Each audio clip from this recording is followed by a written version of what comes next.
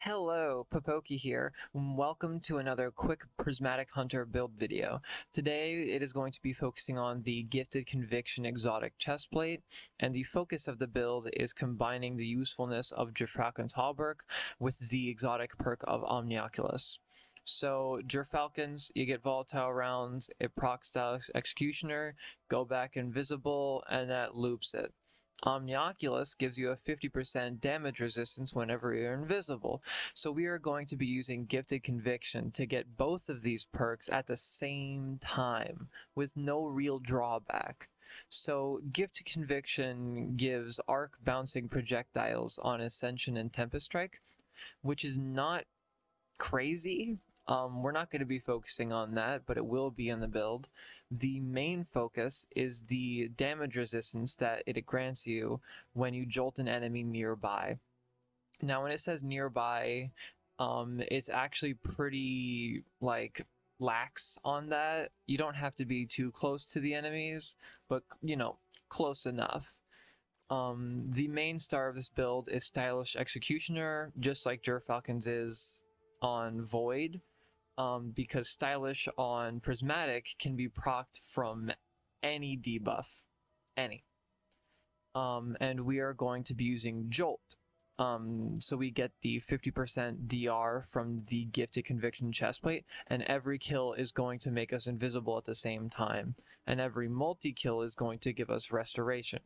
So what we are running for the build is Golden Gun Marksman. You can really switch this out for anything, but the Restoration and ability to swap to a Celestial for damage is a little bit too strong to use anything else. Now, I'm going to be using Threaded Spike and Grapple. You can really use whatever you want here. It's not too locked down, but you do want a Darkness melee ability. For our fragments, we are going to be using Facet of Protection because we are going to be close to the enemies at all times, so we're going to get a further stacking 10 to 15% DR on top of Gifted Conviction and Amplified Galvanic Armor. We are also going to be running Facet of Dawn, so when we throw our Darkness melee, we are going to get increased damage for our Golden Gun, and this works with Facet of Courage, so that will further increase our Golden Gun damage to be higher than that of what it would be if you were running on Solar. We are also going to be running Facet of Awakening, which, since we're going to be getting a lot of arc kills, will give us a ton of Ionic Traces, which will get our abilities back really, really quickly. You can always switch this out with Facet of Hope if you want to loop Ascension more, but you don't need to use it. And the last fragment is Facet of Purpose. This is an amazing fragment. It just gives you so much sustainability, and for this, we're going to be getting Restoration on our orbs. You can run any Volt Shot weapon for this build, but the best Volt Shot weapon in the game is the Non-Denouement bow. Mine is crafted with the Elastic String, Compact Arrow Shaft, Enhanced Impulse Amplifier, Enhanced Volt Shot, and a Draw Time Masterwork with a free hand grip mod. You can run any Volt Shot weapon, but the two I would recommend most would be the Non-Denouement bow and the Indebted Kindness. Both of these are the best Volt Shot weapons on the market. But if you want to use something like Nation of Beasts, Posterity, the new seasonal hand cannon Ikelos, you can go right ahead. Whatever your favorite is, you can go ahead and use that. Now, this build doesn't rely on a kinetic or heavy weapon, so you can run whatever you want. The exotic slot is open for you to run something like Microcosm, Izanagi, whatever you feel. For the mods, it is going to be quite basic: a heavy ammo scout, arc siphon, focusing strikes so we can get our class ability back for more ascension, and a heavy-handed for more orbs. We are going to be running rainbow resist mods, but if you want to run a melee damage resist and or concussive, you can do that. Nothing is stopping you.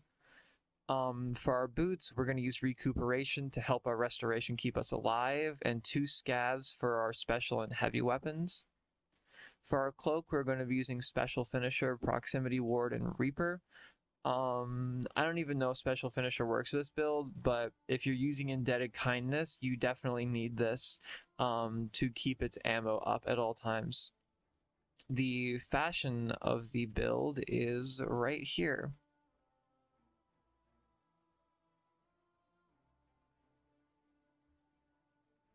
Alright, and we are going to be showing off this build in the Hydroponics Delta Lost Sector, a very classic Lost Sector, because it is minus 15 difficulty with a 30% DR in the enemies. So these enemies are a unique level of difficulty where they are in between normal and master mode raid enemies. So they're a good way to show off builds. So every single kill is going to make us invisible, and every multi-kill is going to spawn an orb that gives us restoration. In order to tell if you have a 50% damage resist going, you can just look at the bottom of your screen, and if you see blue tendrils, then that means you have the DR going.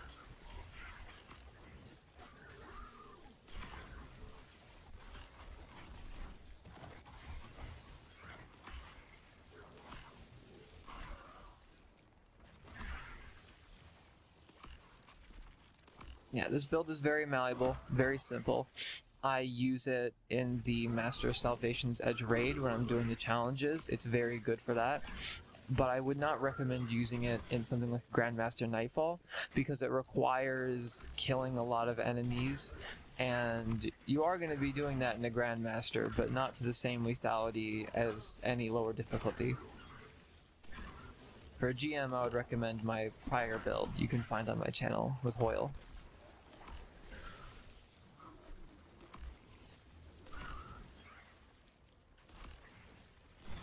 You can always stay permanently invisible if you wait for the 3-second cooldown on Stylish Executioner to go away.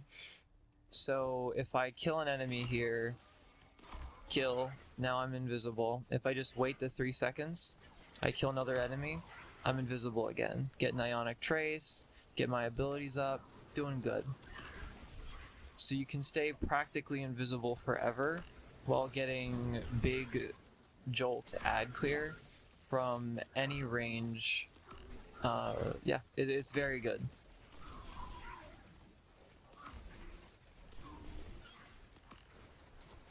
The only issue with this build is finding where to fit your abilities in, because most of the build is just constantly firing your Volt Shot weapon.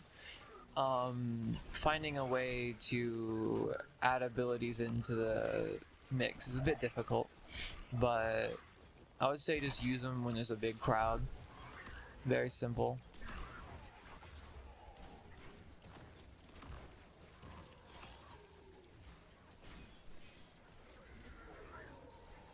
Grapple and Ascension actually have a combination together, which makes Ascension really good.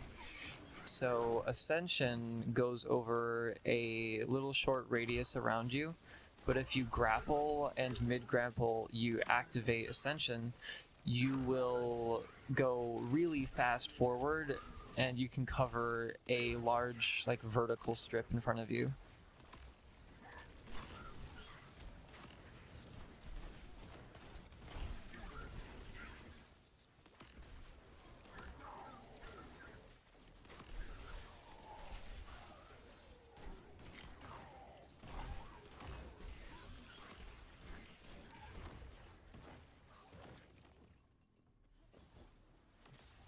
Now, this build's abilities are both darkness, so you're going to be able to build darkness energy with that.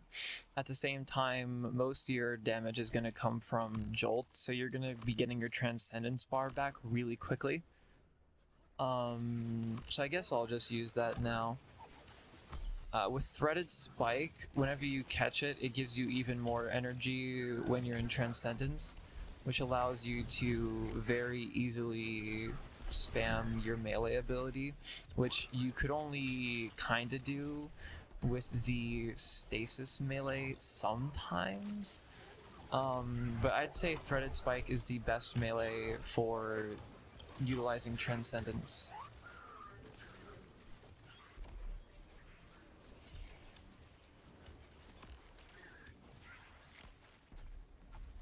And because we have Facet of Courage and Facet of Dawn, I can just throw my Thread Spike out, pop my Goldie, catch it, and get a large damage buff to all my Goldie shots for big enemies.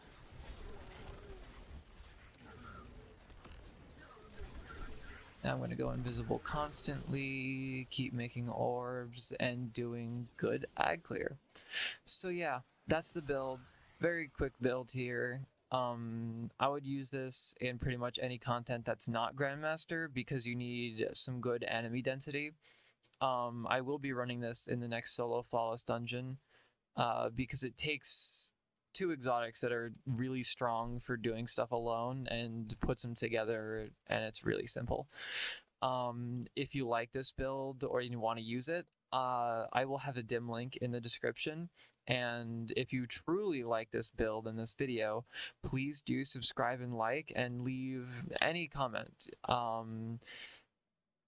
This community here is kind of constructive on these builds, so if you think something will make this build better, like a fragment swap or a better weapon or a mod, please leave it in the comments. We can all make this build better together. All right, see you next time.